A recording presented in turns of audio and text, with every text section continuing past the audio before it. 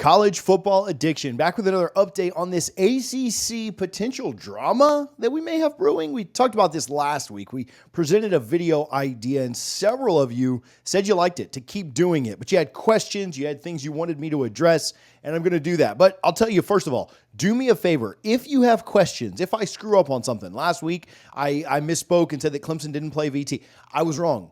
I'm good with that. Help keep me accountable. If you have questions or things that don't make quite sense with my logic, or you want me to explain it, maybe I'm wrong on the logic, maybe you see a better path forward, I'm all for that, right? I know there's always going to be some people that are, oh, you're just an FSU hater, or you're just a FSU homer, you hate the Canes, or you hate Clemson, or you hate this team. I really don't care. I mean, yeah, I have biases and things I don't like about certain teams, but that's not motivating me to make this video. I think it's a cool scenario. Several of you on all sides, SMU, Clemson, Miami, liked it, and some Pitt fans got mad at me for not including them. So I do want to update and address some of those questions, but if you have more, drop them in the comments. Let's talk about it. Let me know what you think, what you like, what you don't like about this series. I'll keep doing it as long as it's somewhat relevant.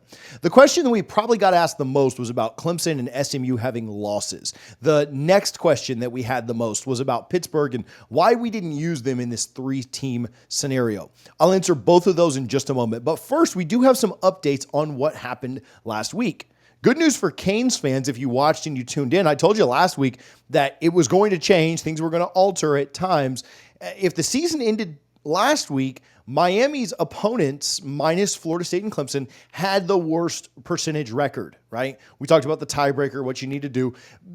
Clemson and SMU's were first and second, and so they would have been the teams in the ACC championship. Now, things have flip-flopped. Things have turned, and now Miami, their opponents, have the best record, and they would be in the ACC championship game along with SMU, and Clemson would be on the outside looking in. Miami's opponents, excluding Florida State and Louisville, because everybody plays those two teams, have an 8-10 record. Clemson's opponents are 7-9, and SMU's are 7-8. Now, that will all even out. They won't be mismatching. You'll eventually get to the end of the year, and they'll all have the same number of wins and losses, unless a game gets canceled here or there, which I don't expect. You can never really predict that, but for all intent and purposes, they should be pretty even. And we'll then see what will happen. We will probably have weeks, as long as all three of these teams keep winning, where all three teams are on the outside looking in. But none of that really matters until you get to the very end. But for Canes fans that said I was just biased or trying to do something to show that Miami wasn't going to make it, it literally changed a week later. Now, it could change again this week. You never know. We'll see as it goes along.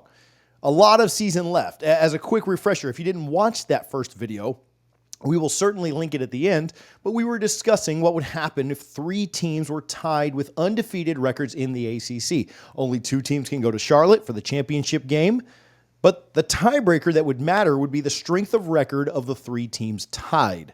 Now, because all three teams play Florida State and Louisville, you can exclude those two teams from your record counting, and as a Florida State fan, I'd be very gracious if you did exclude us, because it will just drop down your records of your teams you play against, but doing that, again, right now, Miami and SMU would be in the ACC championship, Clemson on the outside looking in.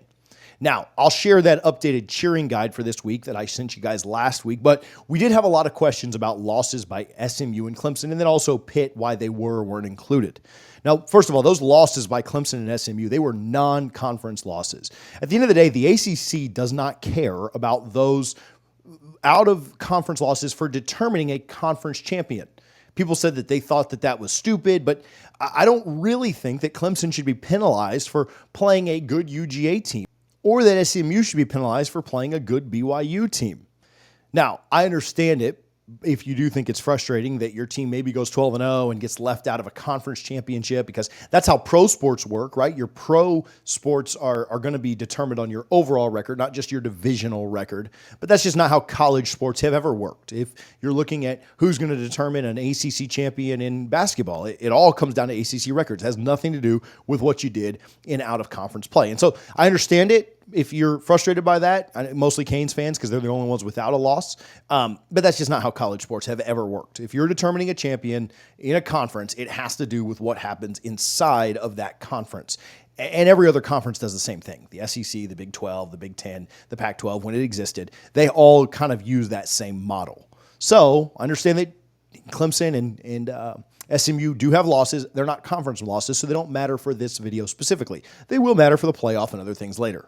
Second, we got a question a ton about Pitt. Why didn't you include Pitt in this? They're undefeated. They could do this. They could do that. You could have 4 teams. Well, that's not really the case. People accuse me of hating on Pitt or not giving them enough love. And I'll tell you, I don't mean this in a disrespectful way. If you're a Pitt fan, I really don't care enough to hate on anybody. I hate Miami a lot, and the Miami fans in the comments will even tell you that I don't like Miami, and I still kind of give them a lot of love and talk about how good of a season they're having and kind of give them the best odds in the ACC to make the playoff, whether they make the ACC championship or not.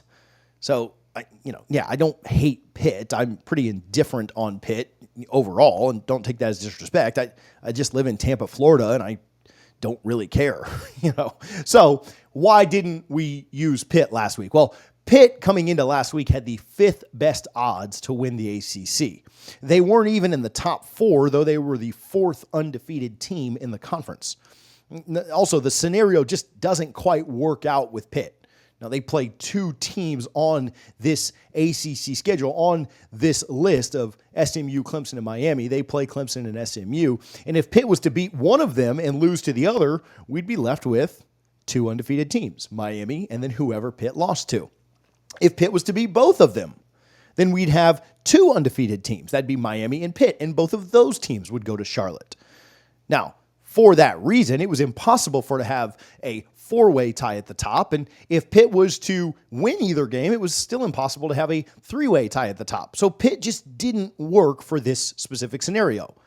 Pitt's also an underdog to both of those teams right now, according to both ESPN's FPI and Vegas early lines on SMU and Clemson. Now, that doesn't mean that Pitt couldn't win both those games. That doesn't mean that Pitt couldn't win either of those games. But there was just no way for this specific 3-team kind of conundrum scenario to be possible with Pitt. Now, again, Pitt could certainly make the ACC championship. If they go out and beat Clemson and SMU, that is phenomenal for them, and that would be a great, great statement after a tough year that Pitt had last year. But it had nothing to do with this specific scenario. There was no way to work it to where you could have a 3-team tiebreaker issue with Pitt in the mix. Pitt certainly has a chance to go out and win, and they won again this weekend against Cal. However, it just didn't matter for this specific scenario.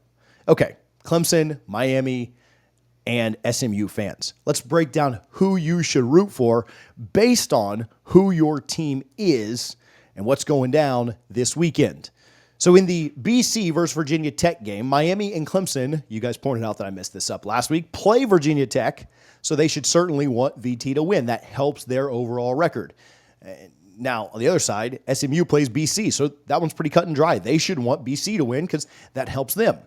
Florida State at Duke. Well, that's on a Friday night. All 3 teams play FSU, so if FSU wins or loses, it doesn't help or hurt anyone. However, SMU and Miami play Duke. So it would certainly help them if Duke won because Clemson doesn't play them. By the same token, Clemson should want Florida State to win because that doesn't let SMU and Miami get another leg up on them by Duke winning. What about Miami and Louisville? Well, this one's easy. Obviously, the Canes want to win to continue to stay in the hunt, and Clemson and SMU should want them to lose because that helps them jump ahead. Same thing with UVA and Clemson. Clemson's going to want to win that game, of course, and then SMU and Miami want Clemson to get knocked down out of the undefeated ranks, and so they should certainly be cheering for UVA to pull the upset. NC State and Cal. Now, Miami and SMU play Cal, and Clemson's the only one that plays NC State, so the Tigers naturally should cheer for the Wolfpack, while the Canes and Mustangs cheer for the Bears. Lastly, SMU is going to want to win their game, of course, to stay undefeated, while Clemson and Miami are going to want them to lose.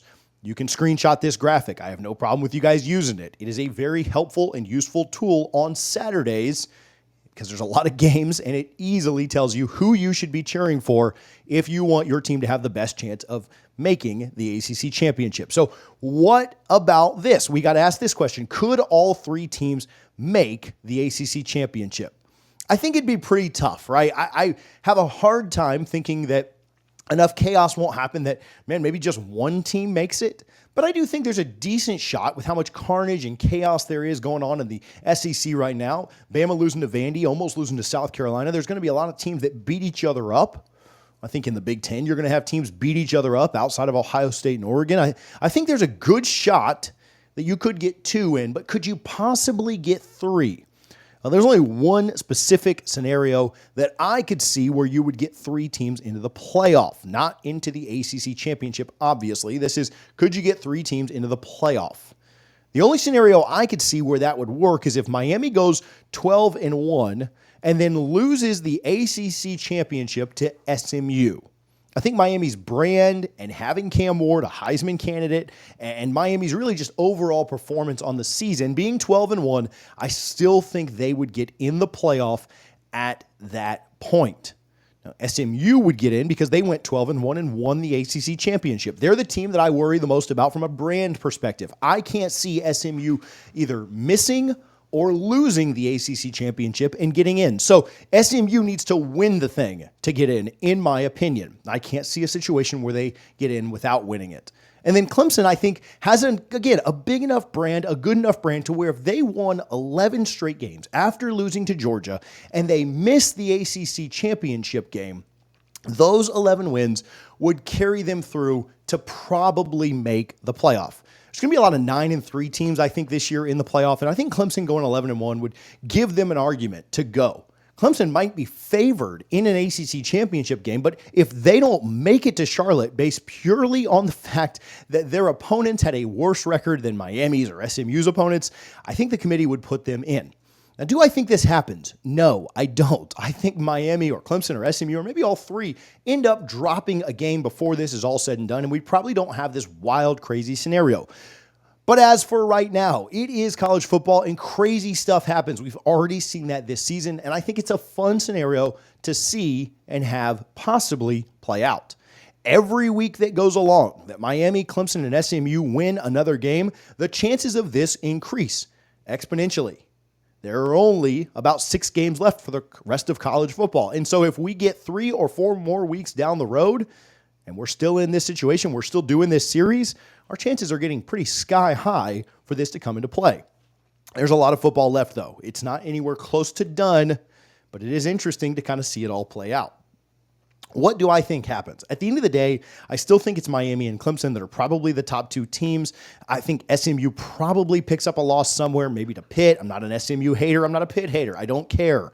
That's just kind of the way I see it playing out. Miami, Clemson in the ACC championship. I think Miami is most likely to make it still, but they do have a tough game this weekend at Louisville where they opened up as a 3-point favorite on the road.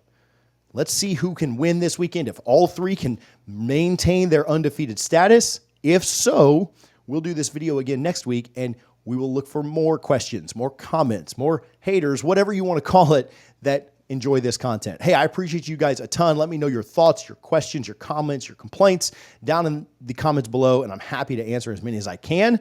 You guys were really engaging, really interactive with this last time, and I really enjoyed doing it. So let me know. Make sure you're subscribed here to College Football Addiction. We'll do this weekly. Even if teams pick up a loss here or there, we certainly could play with some other scenarios, but it's a lot of fun, and I think you guys will certainly continue to enjoy it. So hit the subscribe button so you don't miss out. Appreciate you here on College Football Addiction.